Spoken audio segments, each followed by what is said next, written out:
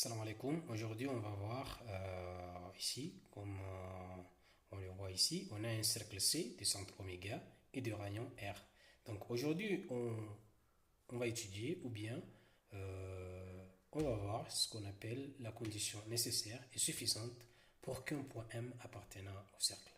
Donc, un point M, donc on peut dire ici que un point M appartient au cercle C de centre oméga et de rayon R, si et seulement si quoi? Parce qu'il nous faut une condition, qui est la condition nécessaire et suffisante pour qu'un point M, par exemple de coordonnées x, y, appartenant au cercle C de centre oméga et de rayon R.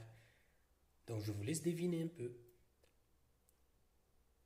Donc, la condition nécessaire et suffisante pour qu'un point M appartenant au cercle, c'est que quoi? Donc un point M appartenant au cercle C de centre oméga et de rayon R, si et seulement si, c'est seulement si quoi? La distance oméga M est égale au rayon. C'est-à-dire ici, c'est que la distance du centre vers ce point quelconque soit égale au rayon. Par exemple, si on a un point M ici, donc si la distance oméga M est égale au rayon R, donc on peut dire que le point M appartenant au cercle. On voit très bien que la distance oméga M est égale à ce rayon.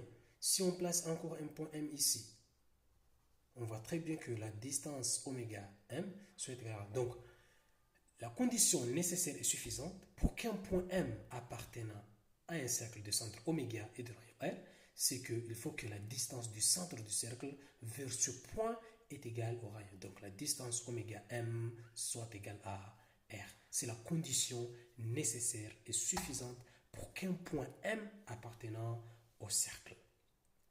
Voilà. Maintenant, si on peut savoir que le point M n'appartient pas au cercle, comment on peut savoir que le point M n'appartient pas au cercle? Donc, c'est simple. On peut dire qu'un point M n'appartient pas au cercle. On peut dire qu'un point M n'appartient pas au cercle à une seule condition. C'est bon, hein? À une seule condition.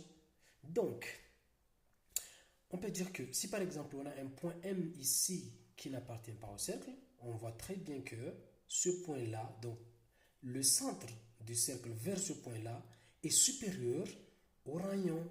Tu vois? Parce que c'est le rayon, c'est le rayon. Donc il est supérieur au rayon. Donc quelle est la condition nécessaire et suffisante pour qu'un point M n'appartienne pas au cercle? C'est tout simplement que la distance oméga M soit supérieure à R. Donc la condition nécessaire et suffisante pour qu'un point M n'appartienne pas au cercle,